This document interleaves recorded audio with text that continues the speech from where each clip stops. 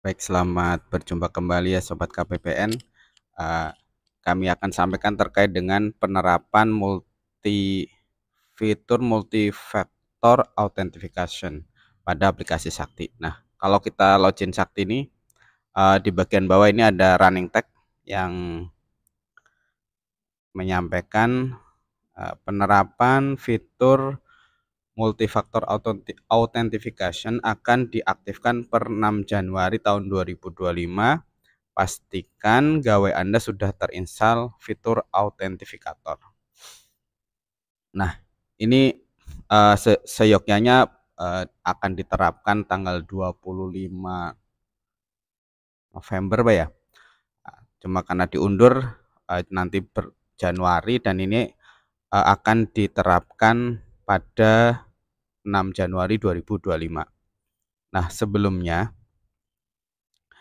implementasi multifaktor authentication ini merupakan imbauan dari peningkatan informasi sebagaimana tertuang dalam ND814, hal penguatan kesadaran keamanan informasi dan kewaspadaan atas kejadian serangan PDNS Kominfo tanggal 1 Juli 2024.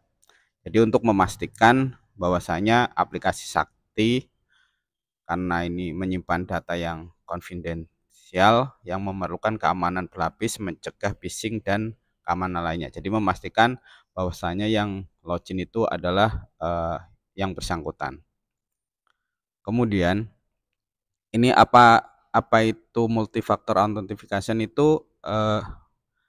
Jadi merupakan metode autentifikasi yang mengharuskan pengguna untuk memberikan 2 atau lebih faktor verifikasi guna memperoleh akses suatu aplikasi. Jadi selama ini MFA ini step 1 ini username dan password ya. Jadi kalau kita mau login Sakti itu, kita itu selalu memasukkan nick sama password, kemudian ada kode captcha ya Bapak Ibu. Nah, untuk step 2 ini menggunakan handphone yang bersangkutan itu kan. Tujuannya untuk meningkatkan keamanan informasi, mengharuskan mengidentifikasi diri mereka sendiri dengan lebih sekedar nama pengguna dan kata sandi.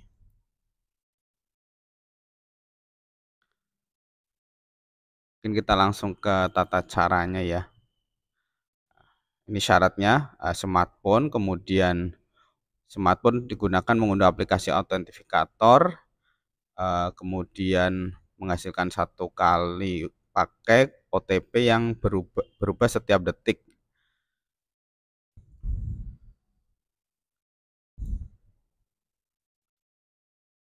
Ini proses implementasinya mulai dari enrollment, kemudian login, dan nanti juga ada reset apabila ada kendala pada aplikasi Bapak Ibu.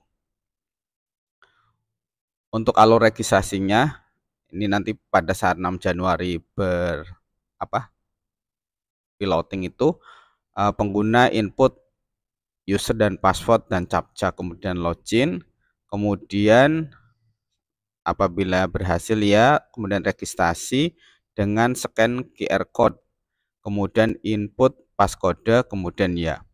Registrasi MFA dinyatakan berhasil apabila kode OTP telah berhasil diinput dan tervalidasi. Autentifikator yang digunakan untuk enrollment akan digunakan untuk login berikutnya saat dibutuhkan kode MFA. Nah, ini secara praktek aplikasinya ya, karena ini belum belum diterapkan ya.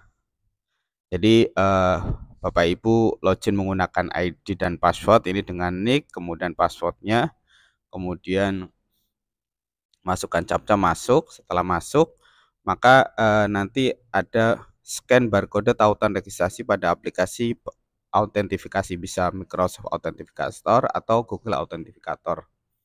Kemudian pendaftaran multi autentifikator ini, langkah aktivasi sebelumnya di-download di aplikasi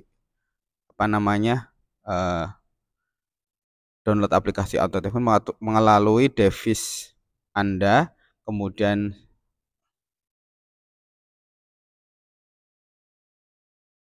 kemudian scan QR kode berikutnya, kemudian nanti setelah di-scan, kemudian masukkan kode passkodenya, kemudian input kode TOTP ke form input yang ada di autentifikator multifaktor. Apabila berhasil, maka akan masuk ke halaman pemilihan role atau halaman utama. Nah, selanjutnya maka seperti biasa.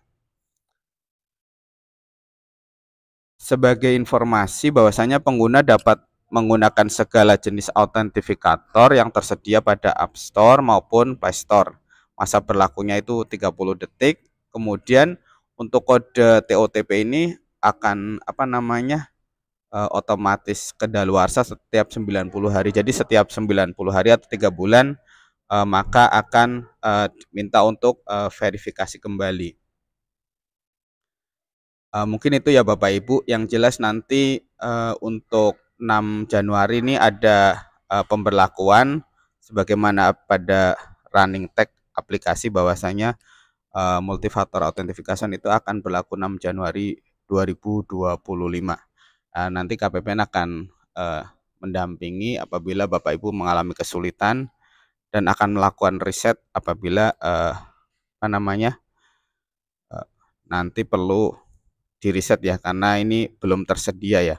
Jadi riset MFA ini pada user Satker dilakukan ke KPPN. Nah, nanti akan pengembangannya dengan via chatbot atau dengan robot ya.